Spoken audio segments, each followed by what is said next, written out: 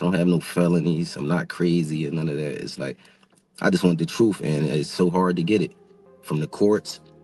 And seems like Jay-Z don't want to say anything. So, I don't want to see him go down for something that you could have just got taken care of. That's it. We're watching a story unfold that feels less like a family dispute and more like a detonation waiting to happen. Jay-Z's alleged illegitimate son isn't just asking to be recognized. He's claiming to hold the kind of material that could dismantle empires. According to his own statements and those of people said to be close to him, he possesses recordings from Sean Diddy Combs' notorious gatherings, videos described as intimate, unfiltered, and deeply incriminating. Insiders allege that these files were handed to him by people who call themselves victims and by others who worked behind the scenes, all on one condition, that he use them in court to bring down both Jay-Z and Diddy. This isn't gossip traded in dark corners. It's a declaration of war against two men who have shaped hip-hop's cultural and financial landscape for 3 decades. You understand? I think that they don't want, if they was in any of those freak-off tapes, if they played a part in any of those Diddy sessions, they don't want it to get out to the general public to make up their brand. From what we've learned, the young man is positioning himself as both witness and whistleblower. He insists the footage will expose patterns of manipulation and silence that reach far beyond celebrity misconduct. He's portrayed himself as a voice for those who claim to have been mistreated inside that world, a world where money and fame allegedly bought protection. But even that stance has split public opinion. Some followers now suggest Jay-Z might be using his wealth and influence to suppress the evidence, or even to turn the accusations back on his son, framing the situation as extortion. What we're left with is a bitter paradox. A son who says he wants justice and a father who's been accused of trying to buy peace at any cost. The tension around these claims intensified the moment Diddy's conviction was announced. On October 3, 2025, the producer who once called himself Brother Love was sentenced to 50 months behind bars after a federal jury found him guilty on 2 counts of transportation for intimate services under the Century-Old Man Act. The verdict didn't come out of nowhere. During an 8-week trial, prosecutors presented testimony from Cassie Ventura and another woman known only as Jane. Both described being moved across state lines for what the court called illegal acts, sometimes filmed at events referred to as freak-offs. The details were disturbing. Accounts of control, of substances, of cameras rolling while consent blurred into fear. When the judge finally spoke, he called for a significant sentence to send a message. Diddy, now 55, responded in a letter saying, "I lost my way." And I think Sandbank and Freed were in the unit that was 1 floor above mine. So in terms of like the setting, it's a fairly decent chance that the room I'm describing is similar to where Diddy is. Those words landed with a thud because only weeks later, Diddy was reportedly caught by prison officials at FCI Fort Dix with homemade beverage brewed from fruit and soda, an incident that suggested the contrition might not have lasted long. Even from behind bars, his name remains linked to dozens of civil cases filed by men and women who describe being coerced into his private gatherings. Many of those events, prosecutors said, were attended by the same stars now caught in this new controversy. If the alleged son's recordings really include footage from those nights, then the material could connect Jay-Z not only to a former friend's downfall, but also to acts that courts have already called criminal. So what happens now is this is simply a civil complaint. And in a civil complaint, it goes through the technical legal process. Now, the distinction, Jessica, between civil and criminal, of course, is that civil is for monetary damages, right? The system can only reward you with money. There's allegations that this 13-year-old is suffering from post-traumatic stress disorder, suffered depression, etc. So now you go to fact-finding, right? Jay-Z's silence hasn't helped him. After Diddy's sentencing, the rapper faced renewed scrutiny over an unresolved civil case, claiming he and Diddy assaulted a 13-year-old at an after-party following the 2000 Video Music Awards. The lawsuit, filed by an anonymous plaintiff, alleges that both men were present, that substances were involved, and that the encounter was recorded. Jay-Z's lawyers have labeled the suit a blackmail attempt, while Diddy's legal team called it fiction. But that same year has now become the flashpoint in this new narrative, because the Sun says his evidence includes recordings from the same period. Recordings that could show who was in those rooms and what really happened after the cameras stopped rolling. For years, Jay-Z has battled accusations of hidden paternity. The case of Rymir Satterthwaite, now in his 30s, has lingered since the early 2010s. Court filings show repeated attempts to compel the rapper to take a DNA test and repeated refusals from his legal team. Judges in New Jersey and Pennsylvania dismissed earlier petitions, citing jurisdiction issues and missed time limits. But this year, Satterthwaite revived the claim, alleging that Jay-Z's attorneys committed procedural fraud to keep him from ever being tested. The new lawsuit, filed in late November, accuses the state court system of obstruction and demands that sealed records be reopened. Whether those filings are genuine legal moves or part of a broader campaign is now a matter of debate. But the timing, arriving just days before Jay-Z was named in Diddy's ongoing scandal, has only amplified suspicion. Jay? Yeah. At this point?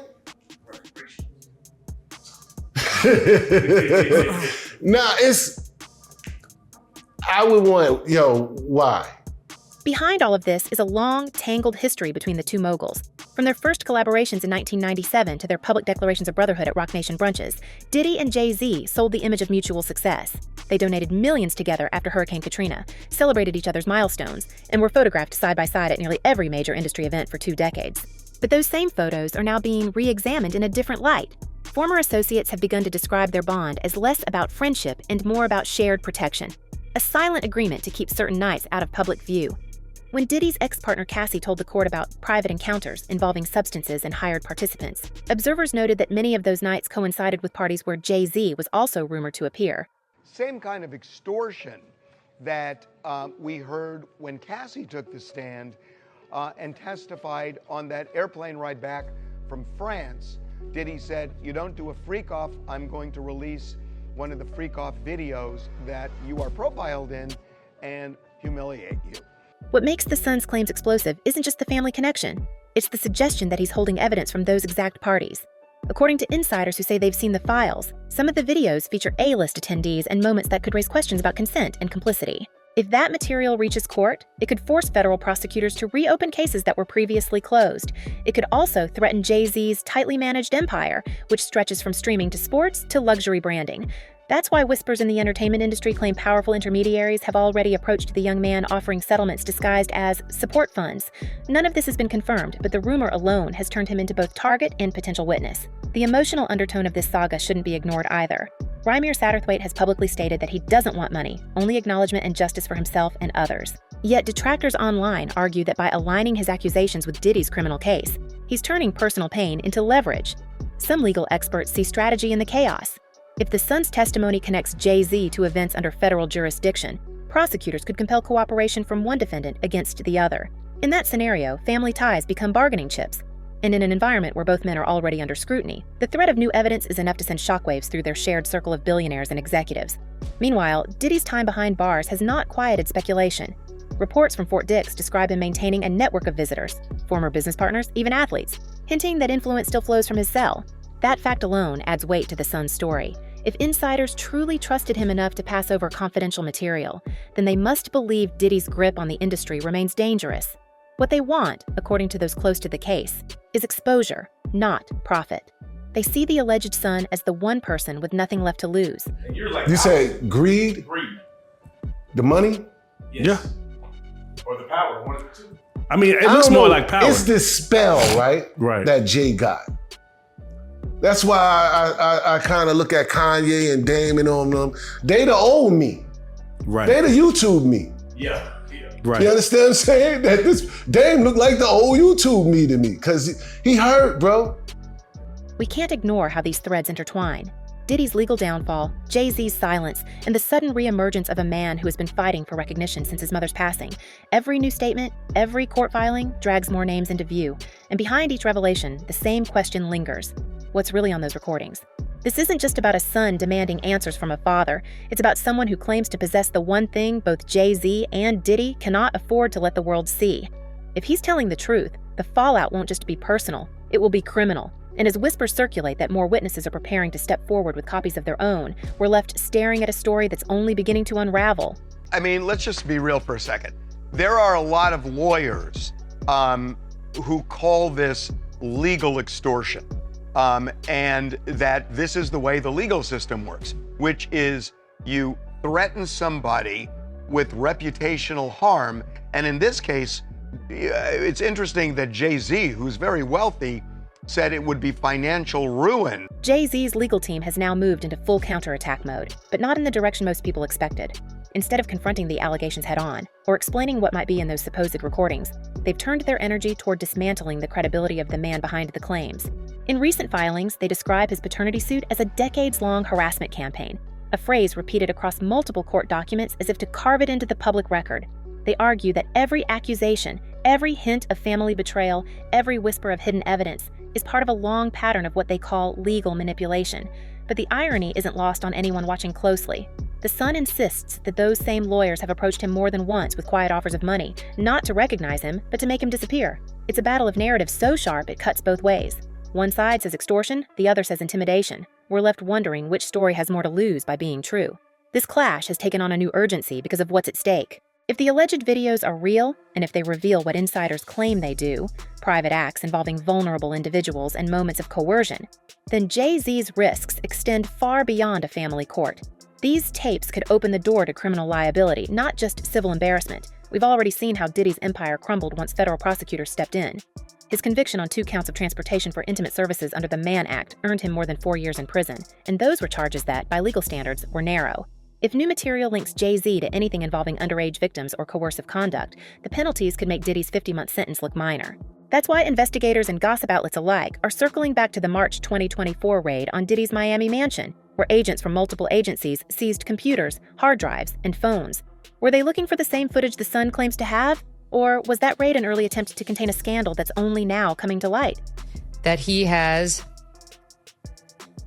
with others, and just because no one else has been charged, which normally in a RICO case you would have others charged, it was a statute designed to get mob bosses, trying to get at criminal behavior that's like a web of criminal behavior that you can't necessarily prove, like the one thing or the statute of limitations expired on the other thing, but you're just showing this bad guy who's operating what's clearly an enterprise that over and over engages in criminal problems or criminal acts. We can't ignore the timing. That raid happened months before Diddy's formal indictment, at a time when both he and Jay-Z were still attending high-profile events together.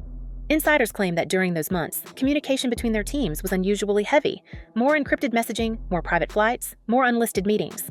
Former security contractors have suggested that certain storage materials were quietly removed from properties linked to both men. None of these movements have been confirmed by law enforcement, but the patterns are striking. For years, their fortunes rose in parallel. Now, their scandals seem to be doing the same. The emotional tension runs deeper than money or reputation.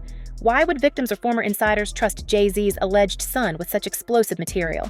That question has divided public opinion. Some believe he's the only person outside that inner circle who isn't beholden to the empire, someone with enough personal resentment to act without fear. Others argue he's being used as a pawn by powerful enemies who want to pit Jay-Z and Diddy against each other, forcing them to implode from within. We've seen this tactic before in the music business, where loyalty collapses under the weight of too much leverage. But here, the stakes involve not just betrayal, but evidence that could rewrite the history of modern hip-hop's most powerful alliance. So he put his hands on females, put his hands on producers, executives. That's just his. I guess that's what the whole name Bad Boy comes from. That people don't really understand. What is it? What is a bad boy? Why did he choose that name? Like he never really gave a clear definition of how he feels about that name. Not yet. Meanwhile, we've all seen Diddy's letters from prison, the ones he wrote before and after sentencing, where he spoke of losing his way and being humbled to the core. His words sounded like repentance, but insiders who know him say they read more like strategy. The man once called Puff Daddy now spends his days in a New Jersey correctional facility, reportedly counseling younger inmates, yet still controlling pieces of his business through intermediaries. If he truly has no knowledge of these videos, why do his lawyers continue to file motions related to digital evidence seized in that 2024 raid? And if those recordings are harmless, why are his former associates so eager to leak that they were part of his downfall? Jay-Z's silence, in contrast, feels carefully engineered. He hasn't addressed the Sun's statements directly. His only public comments since the lawsuit have focused on denying the heinous civil allegations connected to Diddy's 2000 after-party. Privately, his team has doubled down on a strategy that could be summed up in 2 words: discredit and delay. According to court insiders, they've requested repeated extensions to respond, citing procedural grounds, while simultaneously working behind the scenes to trace the Sun's communication networks. The message seems clear: contain the source before the footage spreads. What's unclear is whether the footage even exists, or if it's already in multiple hands. Industry veterans tell us that copies may already be circulating overseas. One source, who claims to have worked in post-production for a luxury brand campaign, says that months ago, a third-party consultant mentioned being approached with very compromising entertainment content involving a well-known artist. Another insider says a group of journalists in London was offered encrypted files said to show footage from Diddy's white parties in the early 2000s. None of these accounts can be verified, but the rumor itself has made the atmosphere radioactive. Every leak, every anonymous post adds to the sense that someone is playing a very long game. So, as we look at Jay-Z's life, you know, he's a billionaire, married to Beyonce. Do you feel like he's truly reaped the karma of all his actions? Where the karma is at? Yeah, that's what I'm saying. Yeah, we don't see him. Nah, well. Or do you feel like he ever will? I feel like if you done people wrong, you know you done people wrong. Behind all the noise, there's also the question of motive. What does the son actually want? On one hand, he talks about justice and truth. On the other, he's been accused of courting media attention and potential financial settlements. His supporters say that's unfair, that no amount of money can erase decades of being ignored by a father who built his career on authenticity. But critics note how conveniently his revelations align with the worst period in Jay-Z's public life. Is this vengeance or courage? Is he taking down corrupt power or trying to join it? This is what I look for. When I see a success, I'm looking for anything to say that they didn't do it on their own? Detain it. Not to say that's not a good. The psychology here is complicated. Jay-Z and Diddy once represented two sides of the same empire: Brooklyn grit and Harlem polish, ambition and indulgence. They became billionaires not just by making music, but by mastering the image of control. Now, that image is cracking. Diddy's empire has already collapsed under legal weight. Jay-Z's stands like a fortress under siege, its foundation shaken not by tabloids, but by family. And in this moment, we can sense that the truth, whatever it is, might not destroy them through exposure, but through paranoia. As far as, is he going to turn people in? Is he going to cooperate? If the federal government wants him to cooperate and they're going to cut his time, because right now he's looking at 15 to life. With all the charges he had to, he won't get out till 70 years old. He about 70. That's when they start talking about letting him come to a halfway house.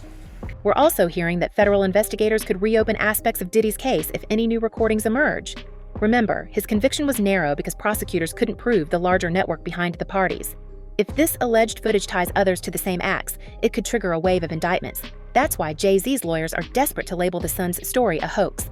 They know that once evidence surfaces, denial becomes impossible. And yet, the more they deny, the more people wonder why their focus is on silencing the messenger rather than clearing the record. Some sources even suggested the involvement of other major figures from the entertainment world, names that, if confirmed, would make this scandal the biggest in music history. The idea that these recordings might implicate not just rappers, but executives, producers, and political donors has everyone in the industry on edge. Confidential calls have reportedly been made to crisis PR firms, and a few brands quietly paused collaborations linked to Roc Nation. None of this has been addressed publicly, but the silence is starting to speak louder than the statements. As the tension builds, the story keeps twisting. Diddy writes from prison that he's seeking peace. Jay-Z avoids cameras, and the alleged son hints online that more receipts are coming. If that's true, the next release could be catastrophic. Because if even one frame of those recordings confirms what insiders describe, the question won't be about lawsuits anymore. It will be about criminal charges, destroyed legacies, and the end of a cultural dynasty. Jay-Z's lawyers insist the son's claims are frivolous. Diddy's camp says the videos don't exist. But if that's true, why are they both so determined to make sure no one ever sees them? Maybe this isn't just about justice anymore. Maybe it's about survival. And that brings us to the question that no one in their circle wants to answer. What happens when the truth finally leaks, and it's not the story they built their empires on? What do you think? Is this the beginning of hip-hop's biggest reckoning, or another masterclass in distraction by two of its smartest players? Let us know in the comments, because the storm is only getting started. Until next time, stay curious, stay sharp, and remember, what's whispered in private has a way of reaching the light.